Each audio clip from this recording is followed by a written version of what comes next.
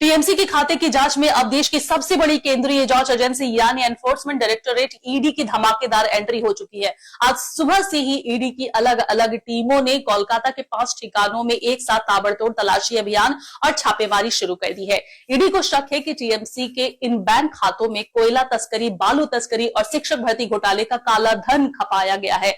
इस high profile fund विवाद में पहले ही पुलिस ने टीएमसी के बैंक खातों को फ्रीज कर दिया था, लेकिन अब ईडी ने इस मामले को अपने हाथ में लेकर राजनीतिक गलियारों में भूचाल ला दिया है। सुबह सुबह एक्शन में ईडी टीएमसी के फंड पर कसा केंद्रीय एजेंसी का शिकंजा। कोयला, बालू और भर्ती घोटाले के पैसों का हिसाब खंगालने जुटे अफसर। पश्चिम बंगाल में टीएमसी के बैंक खातों और चुनावी फंड को लेकर चल रहा विवाद अब एक बेहद गंभीर मोड़ पर पहुंच गया है।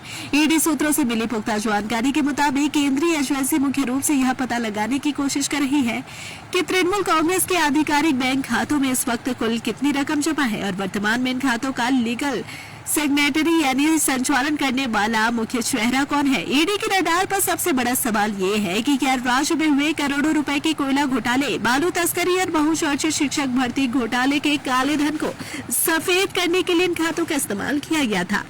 क्या घोटालों की काली कमाई सीधे पार्टी के फंड में ट्रांसफर की गई थी? इन्हीं सब सवालों के पुख्ता सबूत जुटाने के लिए ईडी आज कोलकाता के 5 अलग अलग इलाकों में मैराथन छापेमारी कर रही है। आपको बता दें कि इस मामले में कानूनी और प्रशासनिक शिकंजा पहले ही कसना शुरू हो गया था। जांच के शुरुआती चरण में ही पुलिस ने कार्रवाई करते हुए एचडीएफसी बैंक में तृणमूल कांग्रेस के नाम पर चल रहे 3 मुख्य बैंक खातों को डेबिट फ्रीज कर दिया था, जिससे वित्तीय लेन देन पर पूरी तरह रोक लग गई थी।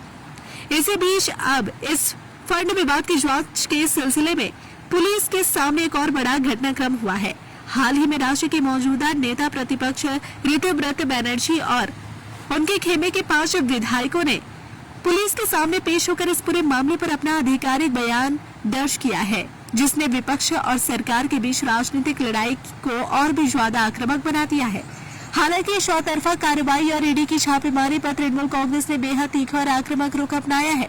टीएमसी नेतृत्व का सीधा आरोप है कि मुख्यमंत्री शुभेंदु अधिकारी की बीजेपी सरकार केंद्रीय एजेंसियों का इस्तेमाल करके विपक्ष की आवाज को पूरी तरह दबाना चाहती है। टीएमसी का कहना है कि पार्टी के सभी खाते और फंड पूरी तरह पारदर्शी और नियमों के तहत है और चुनाव में मिली हार के डर से जानबूझकर उनके खातों को फ्रीज और टारगेट किया जा रहा है। दूसरी तरफ बीजेपी और सरकारी खेमे का साफ स्टैंड है कि भ्रष्टाचार के खिलाफ जीरो टॉलरेंस की नीति के तहत एजेंसी अपना काम स्वतंत्र रूप से कर रही है।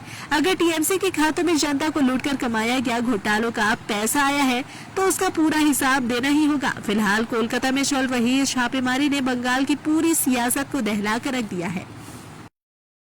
अगर आप अपने बिजनेस, शॉप, कंपनी या सर्विस को ज्यादा कस्टमर तक पहुंचाना चाहते हैं एडवर्टीजमेंट के जरिए, तो आप न्यूज टैग इंडिया और हालाते बंगाल से कांटेक्ट करें। फोन नंबर 9831060581 या फिर 8240148182 पर कॉल करें।